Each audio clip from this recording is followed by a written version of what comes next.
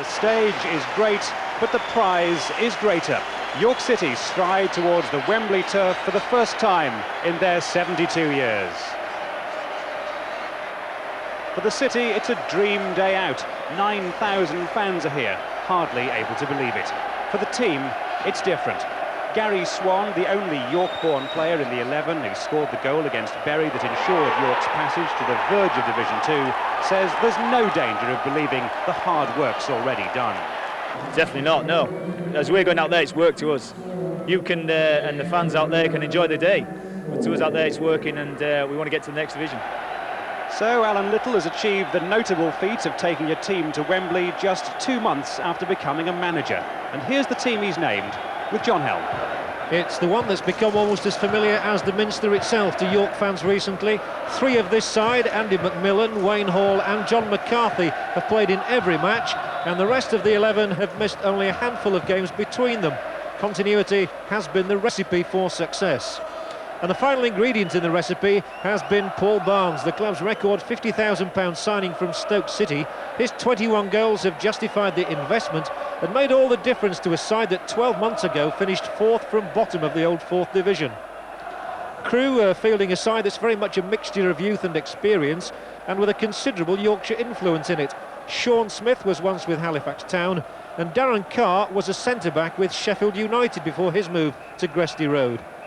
Captain Stuart Evans was also at Bramall Lane, as well as Rotherham, and fans there who remember him as a lanky striker will be surprised to see him today in his new role of sweeper.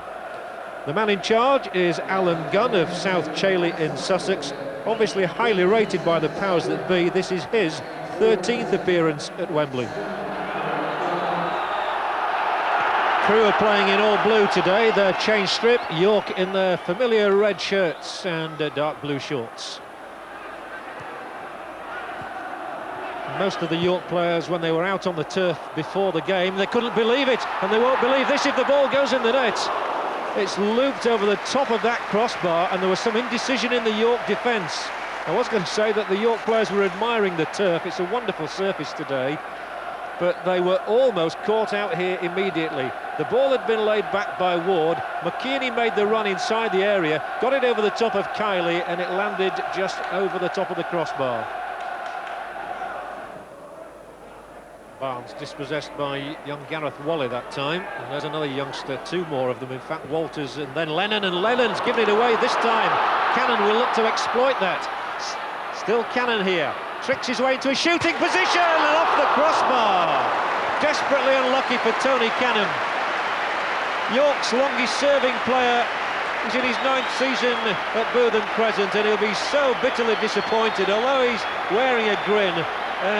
Lennon would have really let his side down badly there with that pass if Cannon had been able to go on and score from that. He knew what he wanted to do, lashed in the shot, and it came off the bar. Very unlucky for Cannon. I think York's hustling style is unsettling Crewe, especially in defence where they're dallying on the ball a little bit too long. Now Barnes seeking to get away from his marker, and referee Gunn saw nothing wrong there. So the ball is played down the line to Edwards, and he's played an intelligent pass down the line as well. Here's Ashley Ward, he could change things now. Still Ward, and a critical tackle by Stancliffe again. Ward, the former Manchester City and Leicester player, is very quick and comfortable on the ball, and that was a tremendous tackle by Stancliffe.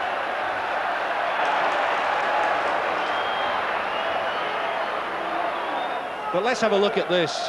Tremendous tackle that, and that showed all the experience of Paul Stancliffe, the 35-year-old. Atkin, and then Pepper. And now Barnes. Oh, lovely play from Barnes. Good back heel, and McCarthy. Fouled by Evans. No, referee says play on. It's a great chance for York. McCarthy off the upright. Tremendous opportunity that for John McCarthy. And credit to the referee and linesman for allowing play to continue. But now at the other end, it's Crewe who are coming straight back at York. They've got their opportunity. Naylor appeals for handball against Atkin. Not given. But what a chance that was for York City to take the lead. Barnes, a delightful quality back heel. The ricochet was fortunate for York. Evans tried to tug McCarthy back. The linesman and referee said play on. Now look, Swan's up there, Cannon's there, and McCarthy looking for the glory hit the post. It's always cruel for anybody to lose at Wembley. Just ask Sheffield Wednesday. But now in the closing minutes of this match, it will be heartbreaking for one of these two sides if a goal is forthcoming now. That was an excellent ball. Naylor here for Crewe. York have to get men around him. Woodward, who looks composed. Naylor. He's tricking and teasing his way in. Naylor! Splendid stop by Kiley, and it comes off Stancliffe for a Crewe corner. Well, all credit to Dean Kiley in the York goal there. He's not had a lot to do at all today, but when he's confronted here by Tony Naylor, the man with a terrific goal-scoring record, he got his angle perfect. Crewe's corner from Wally. More danger for the York keeper here, and it's thumped over the top from Stuart Evans. Well, the two big men had gone up together, and Evans is a real handful. I mean, he's 6'4". He's bound to be. He got up above Stancliffe, but couldn't keep it down. Are we set for 30 more minutes? Are Crewe going to pinch it from Woodward's ball in? No. Corner, throw in.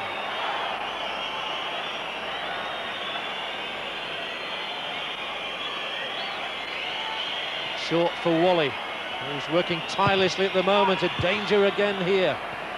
Swan takes it on the chest. Can do no more than hook it into the path of Carr.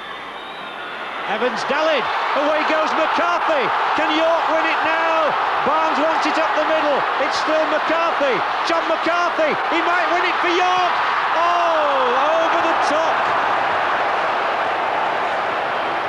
Most of the York players sink to their knees. McCarthy holds his head, and the whistle has gone.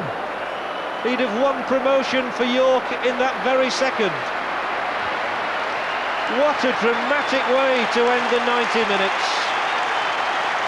Well, it really is an awful way for poor John McCarthy, because there's a consoling arm around him here. He'd got Barnes inside him, he'd got Blackstone calling for it, he twisted the defender Smith inside out, and then spooned it over the bar. Well, Alan Little knows that at this